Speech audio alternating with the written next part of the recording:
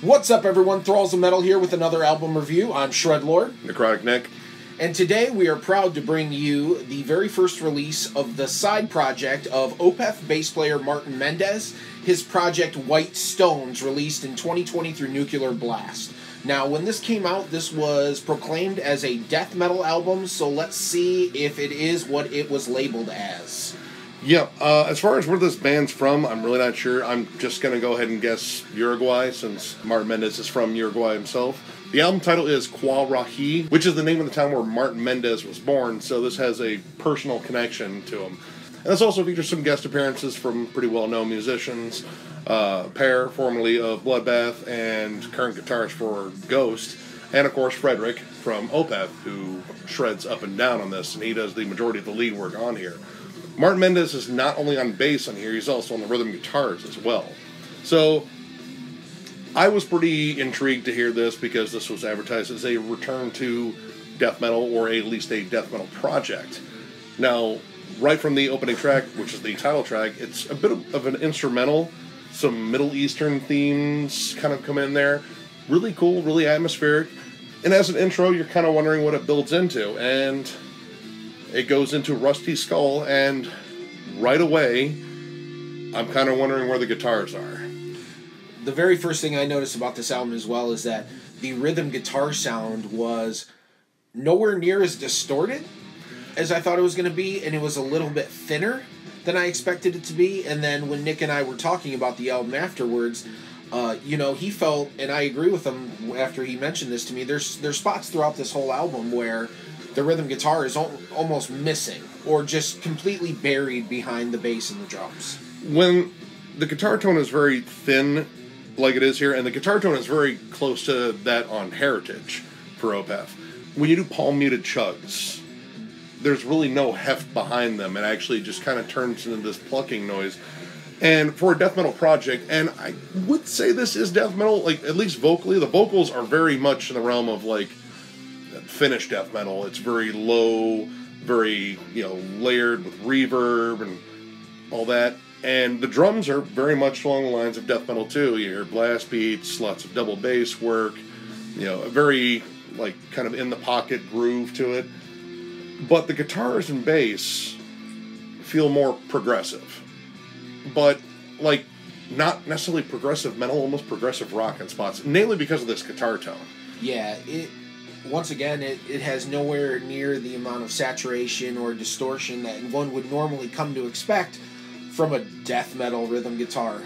It's an odd contrast because it may just because of the press release advertising that it was more of a death metal project, but the lack of heft to it, at least the guitar part, really just kind of takes you out of even really considering this death metal. It takes away from it a little bit, I will agree. I feel like there's certain spots in this album to where if it had a heftier tone that really grabbed you, it would make some of these really nice groove parts pop way harder. I feel like I said the same thing about Heritage when it came out. Now, Worms was another interesting track in here. The next track I thought had some really clever melodies, and clever melodies are all over the place. All over the place, yeah. It's very good groove and good melody everywhere on this album, for sure. And it takes an interesting kind of break in here. This is where we said that guitar tone sounded twangy. This was the first part where I thought it did, because this little isolated part before it goes into a almost prog rock breakdown reminded me more of Tool than anything else. And again, this was advertised as death metal, so I'm having some issues already. What? It feels like kind of a bait and switch, just a little bit. And not that the music isn't good, because there's a lot of really clever writing on this, and lots of good tension and release, I guess. More tension, it builds tension, they build up the songs, but when it comes down the release, you're looking for that big, epic, kind of chuggy moment. And with this guitar tone, it's really kind of hard to give you the full release. That sounds sexual for a reason. Now, The One was another track that I thought had some really solid riffs, really memorable ones too.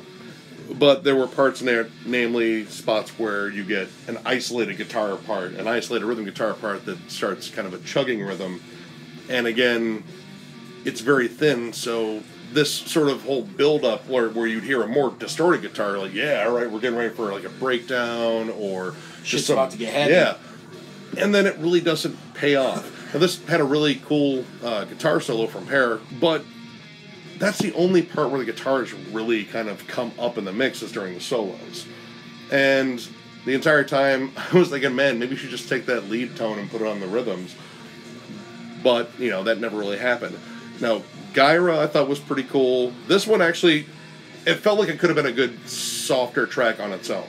Like, if the rest of the album was heavy, this one would have been a good, softer track. It actually kind of reminded me of Alice in Chains Would. Like, there were parts there where the drum beats kind of tribal, and it's just this nice little simple melody with a cool, like, little harmony over it, and it was really pretty. But this was also a section where it's like maybe the death metal vocals should have been dialed down a bit here, because there's a lot of stuff on here where clean vocals really would have worked better. And I almost wonder if he felt like, in the back of his mind, if he mixed clean vocals and distorted vocals, if it would draw too much of a comparison to Opeth. Yeah, and musically it is very close. Like, this album would fit somewhere between Heritage and Watershed. Which, for me, strikes me a little interesting, because one of the things I also read while reading interviews about this album coming up is he felt like it had no, in his mind, it had no correlation to Opeth. And I think maybe I think it does, but maybe subconsciously. I don't think it was intended to come off that way. But when you play in a band that has one of the most distinctive styles in metal for years and years like he has, you can't tell me that that's not going to rub off on you and what you prefer to hear when you're writing, on the things you like to write, so on and so forth. So I think it subconsciously crept into the songwriting way more than he thinks. And that's definitely not a bad thing, but yeah, it kind of falls in like between the Watershed and Heritage kind of vibe with Opeth.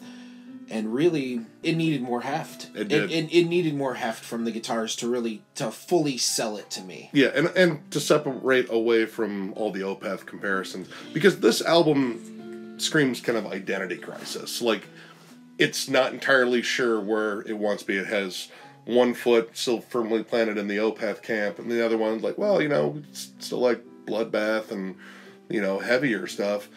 But we don't know what quite to do. So we're going to bring one element and then another element and see if it works. And it just doesn't. It's kind of a mismatch, a very talented mismatch, because, again, there are some really killer songs on here.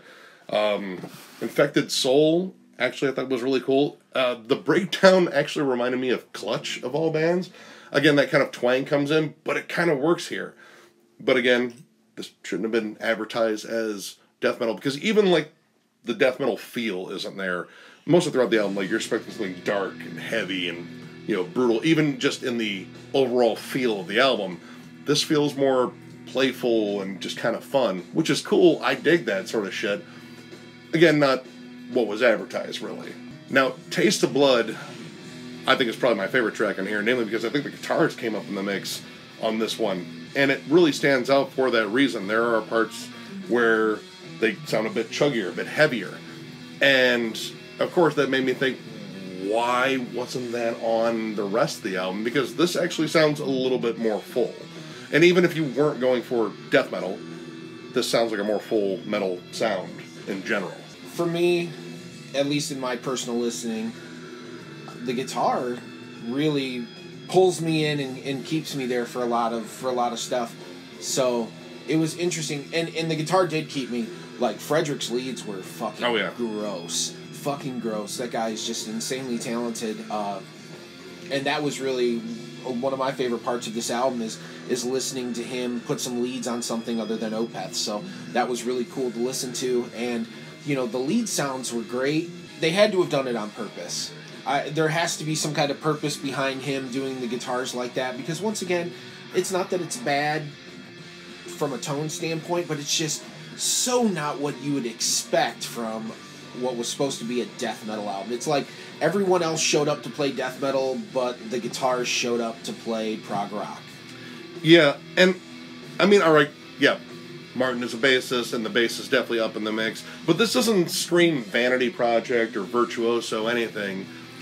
It just sounds like the guitars were kind of really secondary in this. And you know, it just kind of made me ask questions, especially when I listened to Taste of Blood, which was one of the last tracks where the guitars came up. That actually sounded a lot better, but, you know, again, where was that later?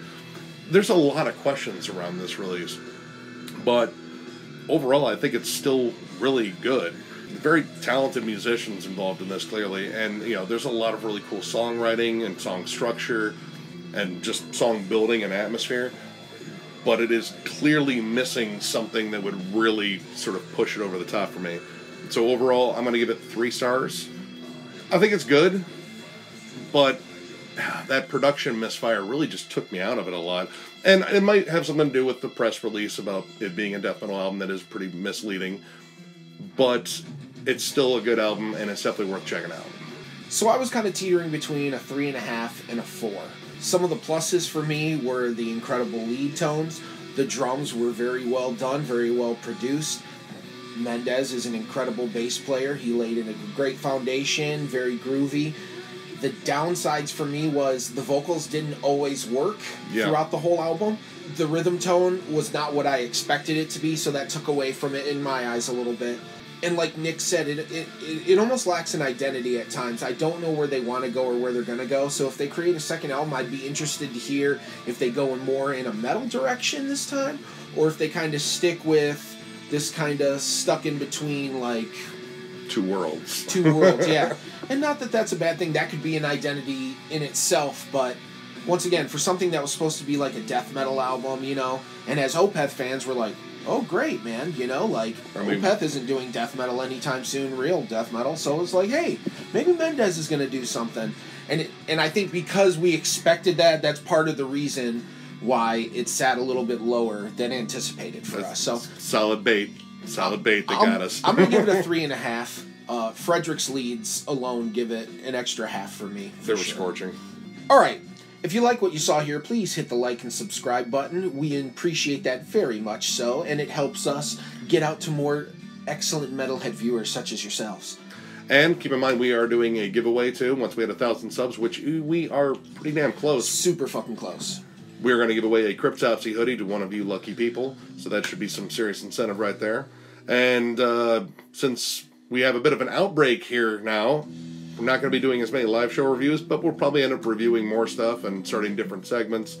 Who knows? We're probably going to be bored and fucking sequestered to our domain. Until Chuck Norris gets off his lazy ass and whoops the fucking coronavirus. Where the fuck were you on this one, Walker? God damn it. He's too busy for our mortal problems.